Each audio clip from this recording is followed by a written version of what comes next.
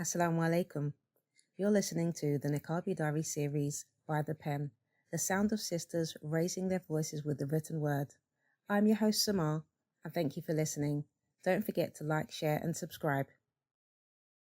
Bismillah, walhamdulillah, wa salatu salam ala rasulillah, assalamu alaikum wa rahmatullahi wa barakatuh. Welcome to another episode of By the Pen. Alhamdulillah, we have with us a special guest, a very special guest for me, because this sister, mashallah, I spoke to her in season 1 of the Niqabi Diaries podcast, and I'm really excited to talk to her again after all these years.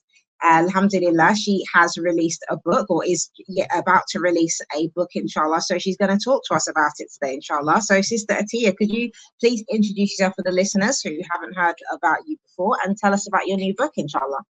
Of course. Assalamu alaikum wa rahmatullahi wa barakatuh, everyone. It's so good to be back here on the podcast. I'm so happy. And so let me just introduce myself. My name is Atiyah Brinkley. I'm a mom, wife, young entrepreneur, content creator, and now an author. What is the book called? And just give me a short I breakdown mentioned of the what book. the book's about. The book is called Flower Child, and it's going to be young adult fiction, fiction, coming of age novel, and halal romance. So that's pretty much the genre of it and everything. Right. And, interesting. yeah, I'm so intrigued excited already, mashallah. yes. And so Okay. it's about an African American teenage girl. She lives in the suburbs. Something major happens. She loses someone really important in her life. I'm not going to tell y'all, but she loses somebody very important in her life, and she starts going through stuff with her mental health. But Alina is acting like, how people act back in the day with mental health. She doesn't want help and all this stuff. And I wanted to bring awareness to mental health in my book, because when you're a teenager, you go through a lot of stuff, and you go through stuff with your mental health too. And teenagers think they know it all when they don't. They don't know it all. And I think that's something that a lot of teenagers struggle with, thinking they know it all, don't want the help. So we see that in Alina's story. And while she's going through all of these things and everything, she ends up finding someone that she falls in love with. She falls in love with him and his flowers. So, yeah. And so I'm so excited to be embarking on this journey and everything. This is something that I wanted to do at a very young age. So this was like my dream career and stuff. Like at first I wanted to be a teacher, because alhamdulillah, I had the opportunity to build 2 schools when I was in high school with an organization called Build On. They empower the youth to get involved with community service. And you also are able to build like schools and stuff and everything, because that's like their whole message behind it and stuff. So while you're in the States, you're doing community service, and then other countries, you can be building schools like with countries facing poverty and stuff. So that's how like I was like, okay, education, can help so much when it comes to like poverty and stuff. So that's what made me want to be a teacher. But like deep down, I always wanted to be a writer. Like I wrote like my first little book. I want to say when I was in 3rd grade, they were doing something like in my English class, and we had the opportunity as students like to do a story. And so my story was, I love my Muslim family. And so we were able like to draw our pictures and stuff, and say what we wanted to write, so it could be like in a font and everything. Well, in a written font instead of our like handwriting. And so that was like my very, very first book, and I still have it till this day. And I was going to an Islamic school. It was Al-Aqsa Islamic Academy. And so I was going there. And then ever since then, like I just continued to write. I just continued to write and everything. English was my favorite class when I was younger, when I was a teenager. I was able to take creative writing when I was in school, and I just completely loved English classes. Even when I was just at my sister's school, she goes to a really good school, alhamdulillah, Allah Mubarak. When I was in the English classroom for back to school night, oh my goodness, I just was swooning over being in there with seeing like the structure of paragraphs, and then all of the pathos and ethos and logos. And then she had like this amazing library. I wanted to stay in the English class. I didn't want to go to the next subject. I wanted to stay there. And she has had all these amazing books and everything. So yeah, writing has my heart. English, the subject has my heart. And I'm just excited for my journey and everything that I want to do because I feel like with me being an author, there is something like big that I want to do. I don't want to make a small impact. I want to make a big impact because I want all my books um to be for the youth. Like yeah, majority of my books to be for the youth. Um More specifically like teenagers because there's not a lot of halal teenage books out there. And I know that because when I was doing my research for my book, and my book is also called Flower Child, by the way, so I'm going to get more into that, inshallah. But when I was doing my research, I couldn't really find books for teenagers. And then at that, there's not really a lot of halal books out there, even though people may call them halal. But I'm like, this doesn't really meet the establishments of being halal. Like, like you'll find some really wild stuff in these books and everything, and even like vulgar language and stuff. And, some parents may not want their children to be reading those books and everything. And now, me as a parent, I read the books before I give them to my kids.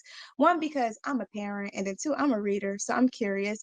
And anything that I read, it's a learning experience for me to get better as a writer because I feel like I'm always learning and growing when it comes to that. And I plan to be the best writer that I can be, inshallah.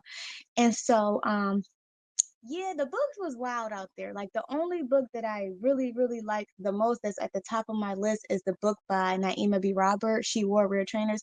Oh, I love that book. I love that story. And I love Sister Naima.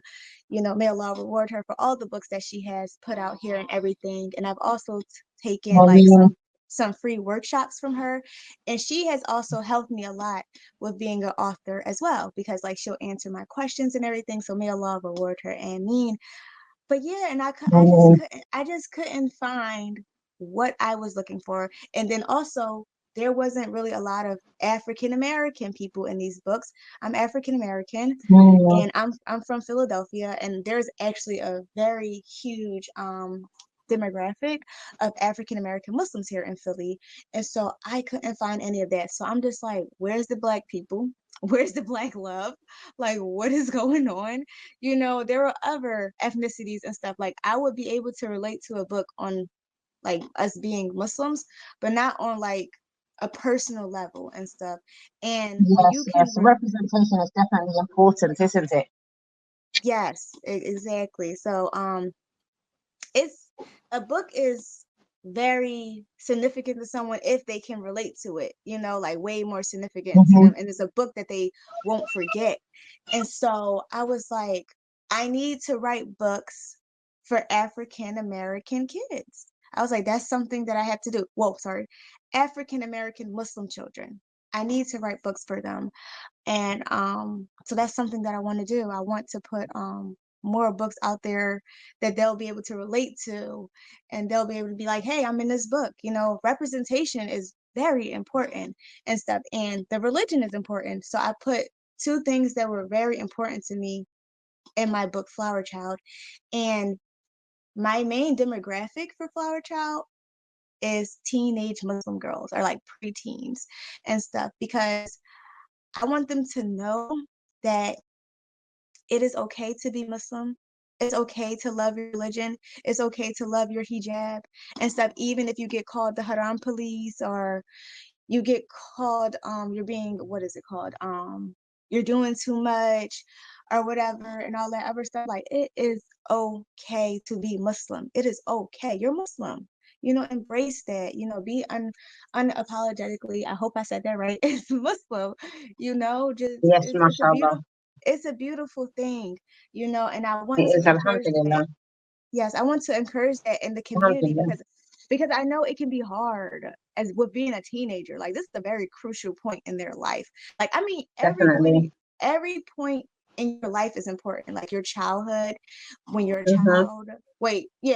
Childhood, when you're a teenager, and then going into your young adult years, like everything is important, because people are still healing from stuff that happens in their childhood as adults. So it's like every part of our life is crucial and important. And I just want to, focus on them. And I want people to also understand, like, teenagers go through a lot, especially with living in the West as a Muslim girl, Muslim boy, and stuff. So I really want people, like, if someone older reads my book, I really want them to, like, really have empathy for them, because it's like they're Nice. going through a Okay. lot. Okay. Mm-hmm. Like they're going through a lot and they're trying to fit in, but they're not trying to. Now, some cross the boundaries of Islam completely, but others are trying not to. Okay, mashallah. Okay, then. So, yeah, you mentioned that you always wanted to be a writer. That's been like something you've been passionate about from a young age. So, Yes. what would you say was some of the challenges that you had while in this journey that came to the point of bringing this book to fruition? Well, I would say I'm a new writer, like with writing novels and stuff and everything. So of course, like grammar, grammar, structure, I was struggling with, like, in the writing process and everything. Like, to write my story was easy because I'm just writing, I'm writing the story, but it was editing. It was editing and it was having people, like my editor and the owner of Shahrazad Shelves. That's the publishing company I'm with, is Traditional Publishing. And so just having those critiques and stuff, at first I didn't take well to it because I'm just like, oh my God, I'm such a bad writer. I'm like, oh my God, I'm such a bad writer. What am I going to do? Like, I haven't gone to school for this. I haven't, like, writing is just something that is natural for me and stuff. So it was just me learning to take the critiques and feedback well. And they will always tell me, like, we mean well. We mean well, but we really want the story to be good. And we don't want to change it. We just have to tweak it.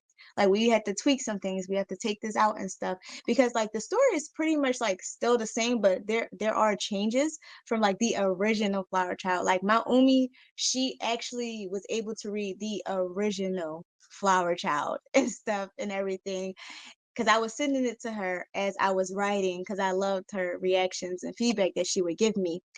And yeah, so I would say that was honestly the only challenge, just learning to accept the feedback and to not beat myself down, like to just not beat myself down and stuff. Like I had to tell myself, you are still learning. It is okay. You are still learning. And yeah, that was like the only thing, truthfully. Didn't really have any other challenges. Okay, alhamdulillah. So, what would you say was your, main inspiration or motivation to write the book?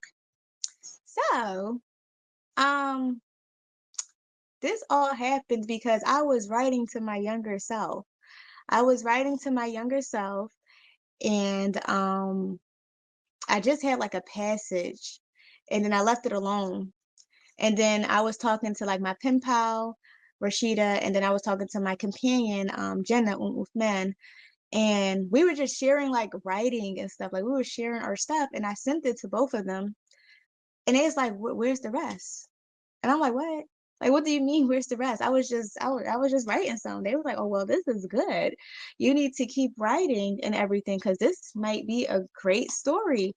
So once they told me that, that gave me confidence to write the story.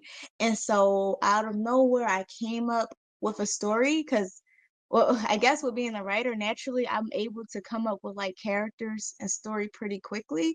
So I was able to come up with Alina, her mom, her dad, her two siblings, Amir and Selwa, her love interest, Zane. Like I was able just to come up with characters, her two best friends. Like it just flowed out of me like so easily when I wrote it on paper and stuff. And so yeah, so that's pretty much what happened. And then I turned it into being an inspirational book for teenage girls.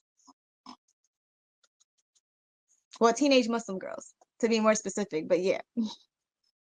Mashallah, mashallah. So just like that, it just goes to show that when you start writing, you know, sometimes that can just be the best thing or the only thing that you really need to do to really put something out, because we put a lot of limitations on ourselves so many times, isn't it? And you know, in order for us to really like get past that, sometimes we just need to drop the, I don't know, the negative beliefs and just do something, you know, just do Yeah, anything. You know, it's yes, about because making that movement, we isn't it? are SubhanAllah. And literally alhamdulillah, you've got your friends that encouraged you as well. yeah, I was gonna say we are our biggest enemy. Like we really are, like your reflection, yourself. Like Yeah, once you say I can't do something, you're going to believe that you can't do something and stuff. And I've learned that with SubhanAllah. several points in my life and stuff, because I'm just like, I can't do this. And then I'll believe that I can't do it, you know. And that's just like something that my husband was saying. He's like, I want you to open your mind, you know, because he's like, you are capable of doing so many things, but you have to believe that, you know, so many people can believe these things about you and stuff, but you have to believe it first, you know.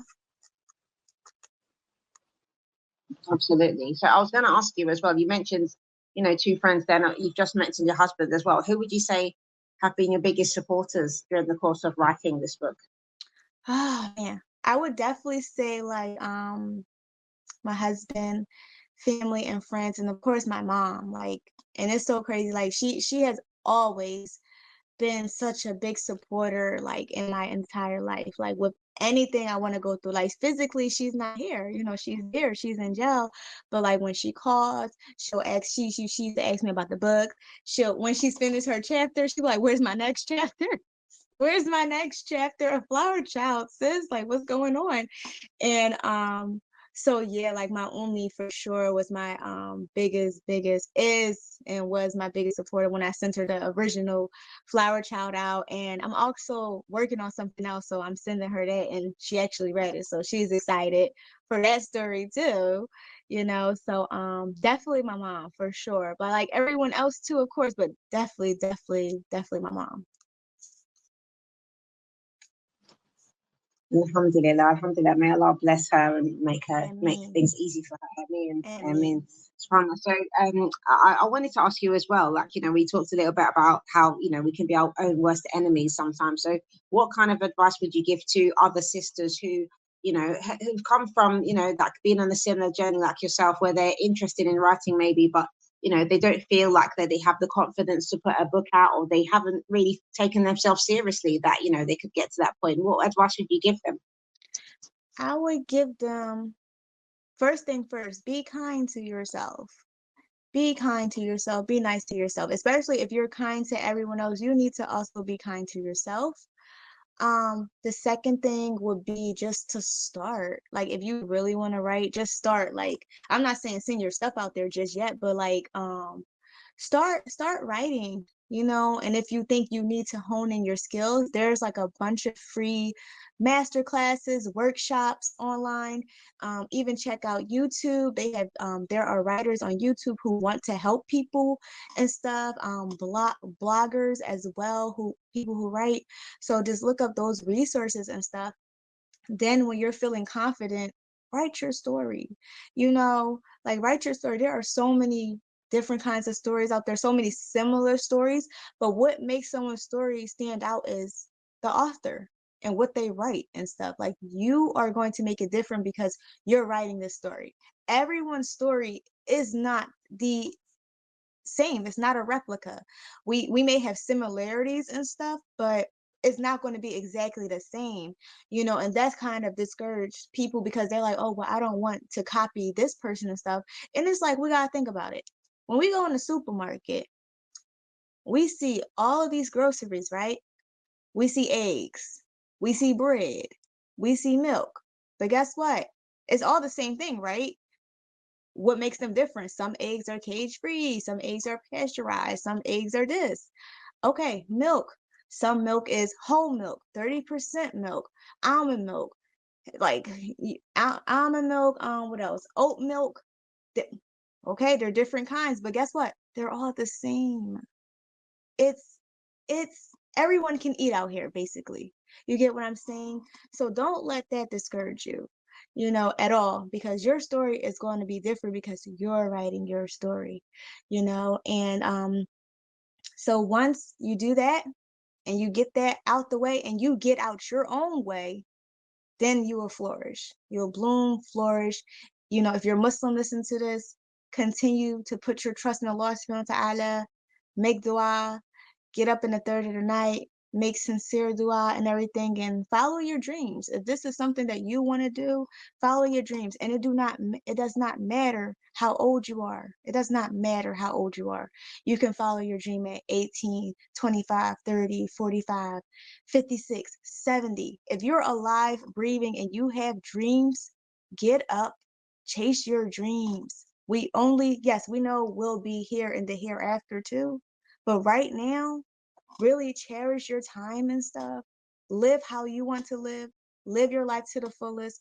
Of course, worship Allah subhanahu wa ta'ala, because that's what we are here for, to worship Allah, you know, with Tawheed and everything. But really follow your dreams, because you can do anything you put your mind to. So that's what I want to say to them.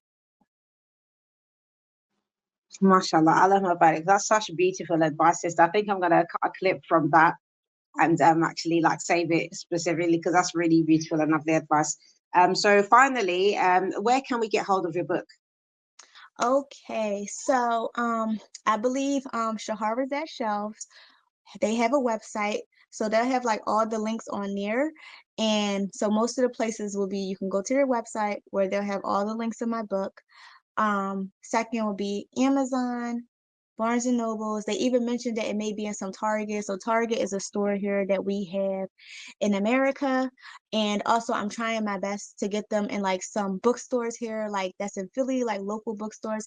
And for, you know, kids who cannot afford the book, I'm trying my best to get it in the free library of Philadelphia as well, because I know some kids don't have jobs right now, you know, and I want them to be able to access the book.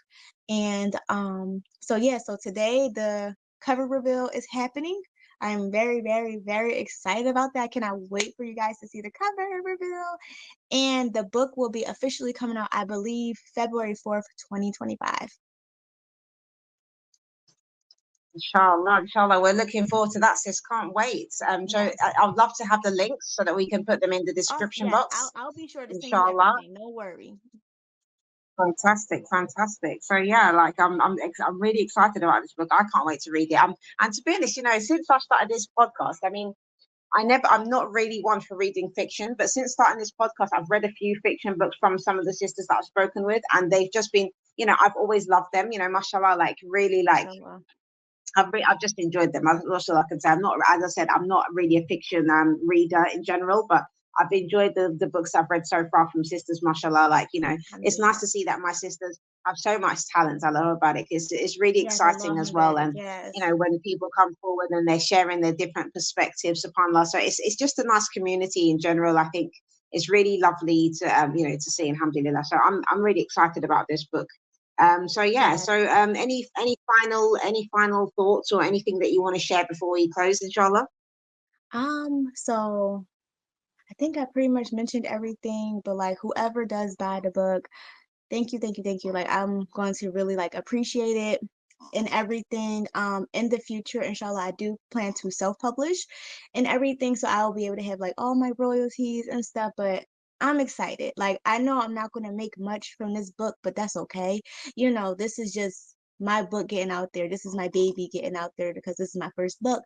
And so I'm more so excited of the impact of the book and excited of how it will make the readers feel and everything. But yeah, and I mean, if y'all want to sell me out, please do.